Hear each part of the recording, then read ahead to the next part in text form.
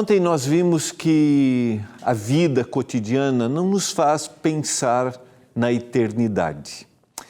E hoje nós vamos aprofundar ainda mais a importância de pensarmos na volta de Jesus, naquilo que será eterno, que nunca vai acabar. E agora, programa Escola Bíblica.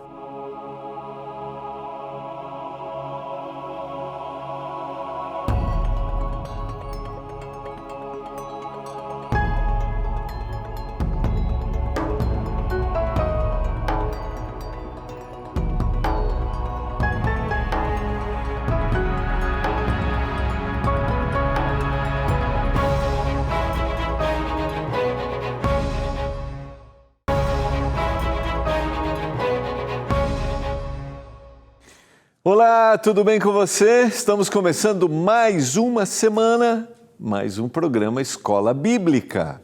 Obrigado por sua companhia, obrigado por sua audiência, obrigado a você que está com a gente sempre desejando conhecer mais da Palavra de Deus.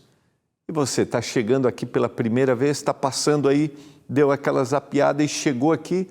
Essa é a TV Novo Tempo, o canal da Esperança. E esse é o programa Escola Bíblica. É a nossa escola onde a gente estuda a Bíblia de forma interativa através dos guias que são produzidos aqui pela TV Novo Tempo. Estamos estudando nessa temporada o guia Cura do Pecado. Esse é o nosso material didático. Se você deseja ter o material, receber gratuitamente, é só você mandar uma mensagem ou por WhatsApp ou acessar o nosso site ou ligar no horário comercial. Durante a minha fala vai aparecer aí na tela para você. Então, não deixe de mandar. No caso do WhatsApp, você vai receber um link. No site, você vai acessar lá o estudo. Tem 5 passos bem fáceis que você preenche e aí você vai receber aí na sua casa. Se você quiser ligar, aí é no horário comercial. Ligue para a gente, peça seu guia de estudos e conheça mais da Palavra de Deus. O nosso Guia Cura do Pecado, nós estamos na lição número 7. Mesmo que você esteja pedindo e a gente está chegando ao final, todos os nossos programas estão no nosso canal no YouTube, você pode se inscrever lá e você pode acessar. Também no ntplay.com você pode acessar todos os programas, tá bom? Vamos estudar a Palavra de Deus, nós vamos retomar a lição número 7, que é o retorno do Salvador, a maior promessa que a gente encontra na Bíblia, e esse será o maior evento da história da humanidade. Por que entender que a volta de Jesus é importante? A gente começou a trabalhar isso na quinta-feira. Por que entender que pensarmos nas coisas eternas são importantes para a nossa vida? A gente continua hoje e a gente vai fundamentar ainda mais esse tema na Bíblia. Porque, como eu mencionei, nós naturalmente não somos levados, motivados a pensarmos nas coisas eternas. Nós somos levados e motivados a centralizarmos nossa vida aqui, nossa realização total aqui. Como eu mencionei, não há nenhum problema na busca da realização, mas a verdadeira realização se dará ao vivermos a eternidade, onde nunca mais haverá dor e sofrimento. Vamos orar a Deus para abrirmos a palavra mais uma vez? Pai do céu, nos dê compreensão ao estudarmos a palavra, nos dê entendimento e que a palavra enche o nosso coração de esperança, ainda mais nesse assunto que é a volta de Jesus. Eu oro por cada um dos nossos telespectadores, aqueles que acreditam, aqueles que estão aprendendo, ou aqueles que também não acreditam no que a gente vai compartilhar. Que o Espírito Santo trabalhe na mente de cada um, eu suplico, em nome de Jesus. Amém. Vamos lá, quero convidar você a abrir a Bíblia. Eu vou usar a tela, eu li esses 2 textos de reflexão pessoal, que resume essa ideia de que nós não somos cotidianamente motivados a pensarmos nas coisas eternas. Nós somos incentivados a concentrar os nossos esforços e o nosso tempo em conquistas materiais e temporárias. A gente se concentra nisso. A vida cotidiana não nos incentiva a pensarmos na eternidade. E a gente viu no nosso último encontro, que quando a gente analisa Hebreus capítulo 11, que é a galeria dos heróis da fé, a gente percebe que aqueles personagens, todos esses personagens, ansiavam, aguardavam, eles se viam como peregrinos e estrangeiros na terra. Eles aguardavam a volta de Jesus. E a gente vai entender mais esse tema hoje. E talvez um dos textos da Bíblia, para você que lê a Bíblia normalmente, que apresentam essa promessa de forma tão forte, é a promessa que Jesus coloca em São João 14, versos 1 em diante. Não se turbe o vosso coração. Credes em Deus, crede também em mim. Eu vou, na sequência, depois volto para trabalhar a palavra turbe aqui. Na casa de meu pai há muitas moradas. Se assim não fora, eu vou-lo teria dito. Eu vou preparar-vos lugar, pois eu vou preparar-vos lugar. E quando eu for e vos preparar lugar, voltarei e vos receberei para mim mesmo, para que onde eu estou estejais vós também. Aqui está, eu vou voltar aqui agora, antes de ir para o texto de Apocalipse. A palavra, Jesus está apresentando para os discípulos uma promessa, porque eles tinham uma perspectiva equivocada de qual era verdadeiramente a missão do Messias.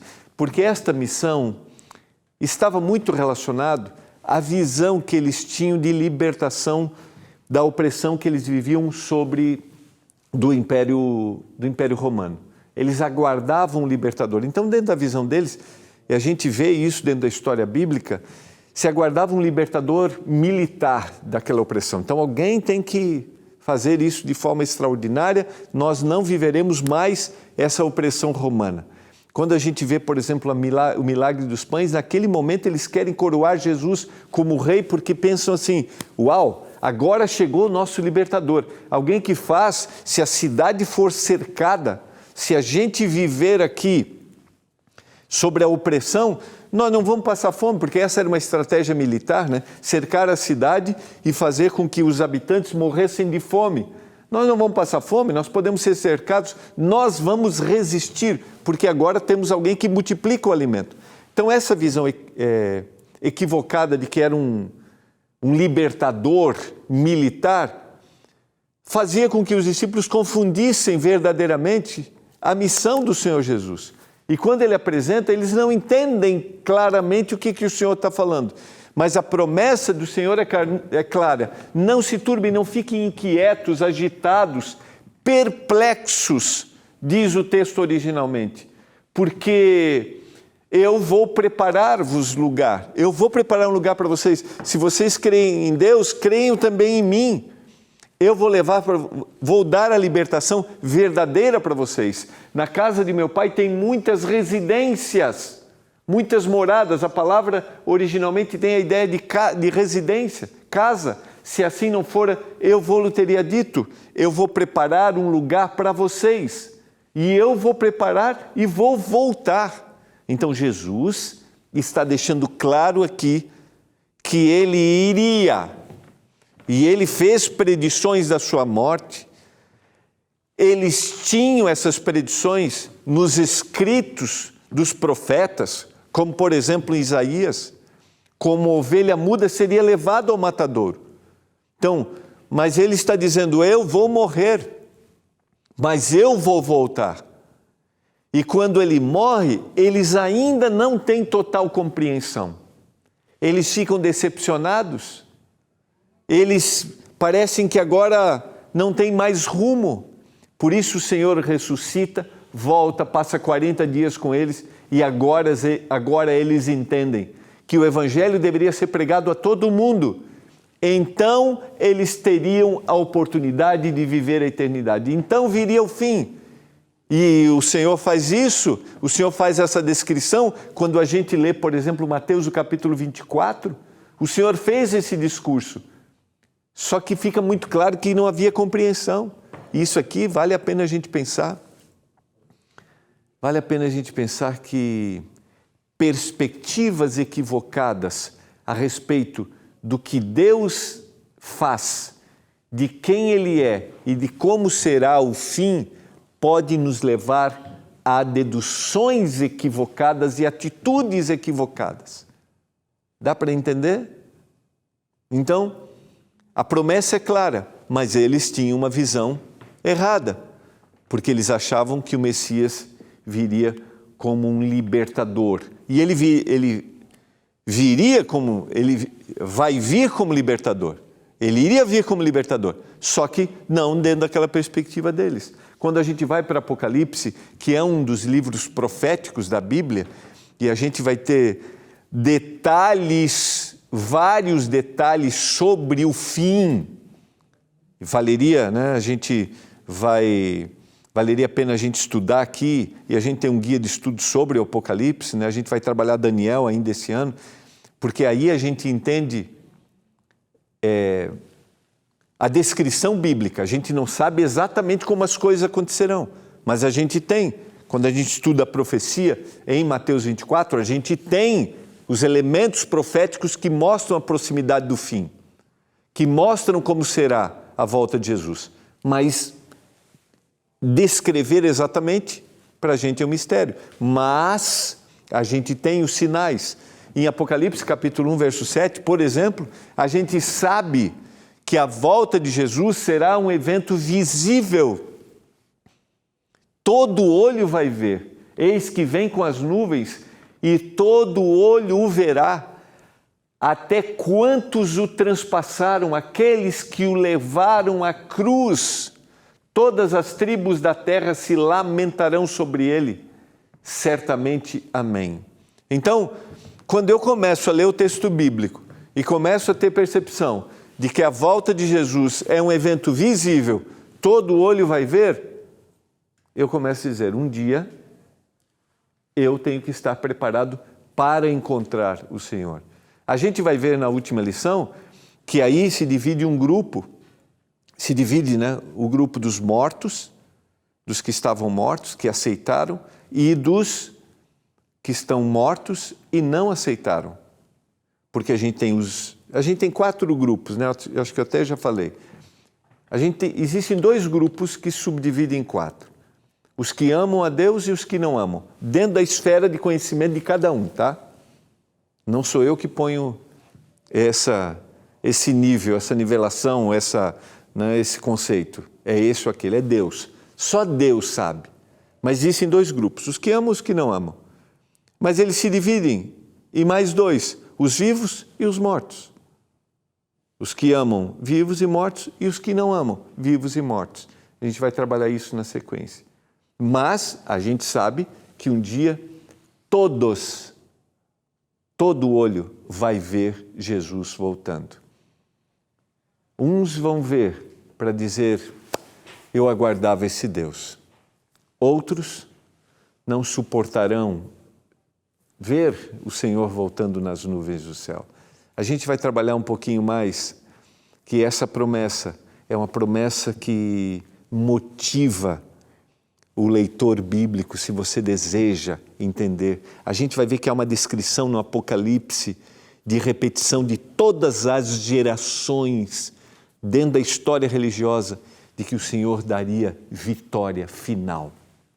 A gente vai para o intervalo e a gente já volta com esta promessa.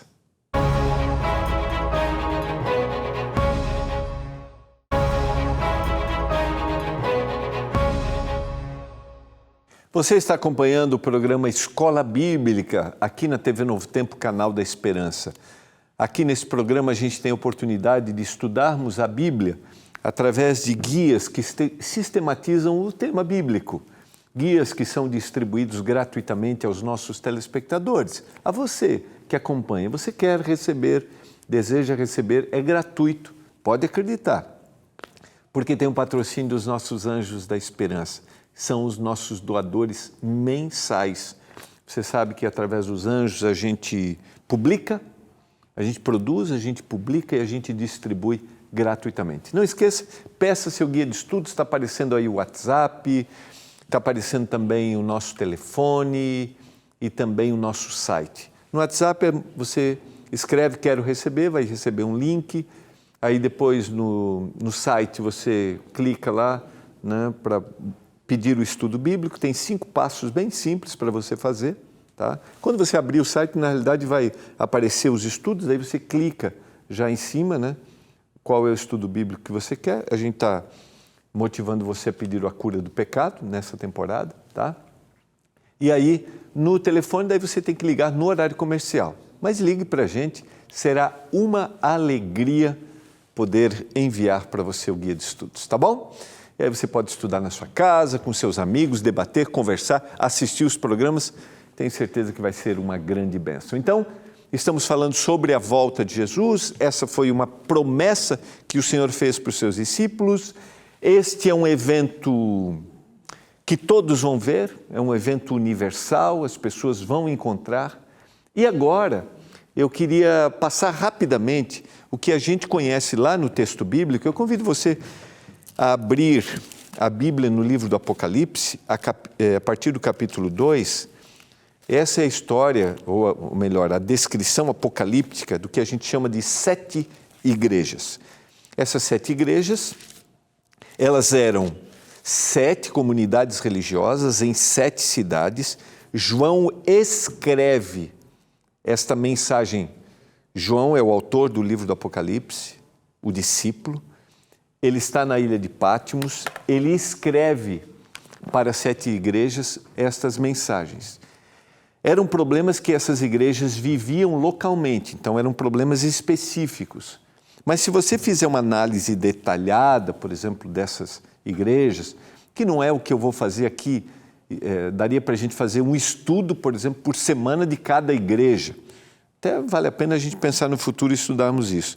Mas essas 7 igrejas representam também 7 períodos da história da humanidade, 7 períodos da história cristã da humanidade. Desde os primórdios, desde a ascensão de Jesus até hoje. E a gente entende, o que eu quero pegar aqui é que todas as mensagens, elas terminam da mesma forma. Então, para essas igrejas, a gente tem elogio, a gente tem repreensão, a gente tem conselho e a gente tem uma promessa. Algumas, por exemplo, a gente não tem repreensão, a gente não tem uma repreensão direta pelo exemplo e dedicação deles, mas a gente tem para todas uma coisa em comum, a gente tem promessa. Todas têm uma promessa. Então, eu quero analisar com você aqui, rapidamente, esta promessa para cada uma das igrejas, tá? Em algum momento nós estudaremos, daí a gente vai ver qual que tem elogio, né? Qual é a repreensão e qual é o conselho e a promessa. Mas isso fica para outro momento, analisando o período da história. Se a gente estudar também, a gente percebe que o conselho para essas igrejas, ele também é um conselho para um problema específico que a gente pode passar na vida. A gente pode aplicar. Mas como estamos tratando de um livro profético, então a gente tem uma mensagem específica para uma comunidade que estava numa cidade, que tinha os seus desafios, mas a gente tem uma promessa que é futura, que é para aquela comunidade, mas é para qualquer um que aceita, porque estamos tratando de um livro profético e simbólico, tá? Ainda que essas comunidades existiram, as cidades existiram, e a gente tem já algumas séries aqui no Novo Tempo falando sobre essas 7 igrejas, tá? Então vamos lá, quero analisar com você rapidamente a mensagem à igreja de Éfeso. Quem tem ouvidos, não é a mensagem, é a promessa, né? Específica. Quem tem ouvidos, ouça o que o Espírito diz às igrejas. Ao vencedor, dar-lhe-ei que se alimente da árvore da vida que se encontra no paraíso de Deus. Quando ele está se referindo ao vencedor, é aquele que um dia viveria a eternidade. Aquele que ficaria firme. Um dia ele vai viver a eternidade, ele vai se alimentar definitivamente daquilo que é o que Deus planejou, que é viver a eternidade. Porque a morte é um intruso, o pecado é um intruso, nós vimos. Então, essa é a promessa, a mensagem à igreja de Éfeso. A mensagem, a promessa à igreja de Esmirna: quem tem ouvidos, ouça o que o Espírito diz às igrejas. O vencedor de nenhum modo sofrerá dano da segunda morte. Apocalipse capítulo 2, verso 11, e o 2,7 foi para Éfeso. Agora o 2,11. A segunda morte é a morte eterna. Nós vamos ver isso no último estudo.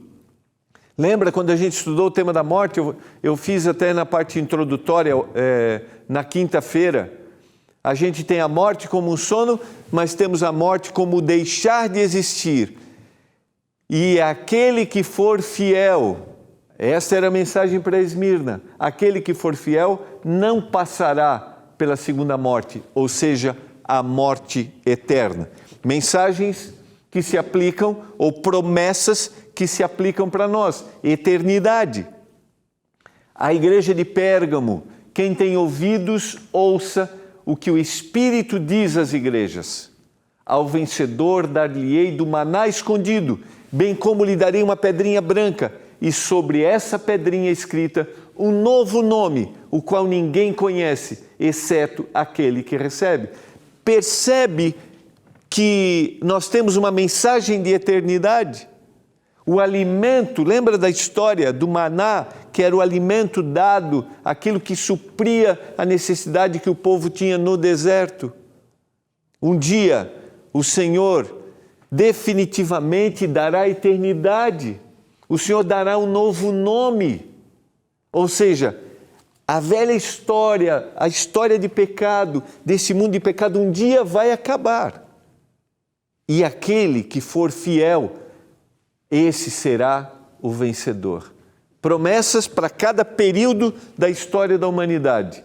Para cada período em que o cristianismo passou, que os cristãos buscaram conhecer o Senhor Jesus, essas promessas eram motivadoras. A igreja de Tiatira: ao vencedor que guardar até o fim as minhas obras, eu lhe darei autoridade sobre as nações. E um dia, vejam que interessante, há uma luta, haverá uma luta, a gente vai estudar isso no programa de amanhã, haverá uma luta final de perseguição a quem faz a vontade de Deus. As nações darão autoridade para esses perseguidores. E esses perseguidores vão oprimir cristãos, mas nesse momento o Senhor intercederá. E a gente vai analisar que é o Armagedon, que é o secamento do rio Eufrates, ou seja, o Senhor vai tirar a autoridade. O Senhor vai dizer assim: basta. E o texto está dizendo à igreja de Tiatira que eu lhe darei autoridade sobre as nações. Mesmo que eles estivessem sendo perseguidos, um dia essa perseguição acabará. Quero dizer para você que não existe dor, perseguição, que em determinado momento o Senhor não dirá: chega, acabou. Para mim aqui está a lógica. Então, a volta de Jesus é uma lógica para a existência. Eu vou parar aqui, amanhã eu retorno com o término do tema das 7 igrejas. Eu estou falando para você hoje que talvez esteja sendo perseguido, oprimido, rejeitado, caluniado, zombado. Poderiam ser muitos adjetivos, aqui para determinar isso. Você talvez é discriminado. Não sei o que está acontecendo com você, mas eu quero dizer para você que as pessoas podem dizer que você é louco, pode dizer que você não sabe o que você está fazendo, podem nomear as suas suas atitudes. Mas o Senhor dá um basta. O Senhor vai dar um basta. E o Senhor te dará forças nesse período em que talvez as pessoas estejam rejeitando você, estejam oprimindo você. E será assim no final da história da humanidade, a volta de Jesus. Eu quero orar para que Deus continue te dando forças para você ser fiel. Pai do céu, obrigado pela Tua palavra. Obrigado porque o Senhor está conosco, que a gente continue firme, independentemente das opressões que a gente sofre. Em nome de Jesus Cristo. Amém.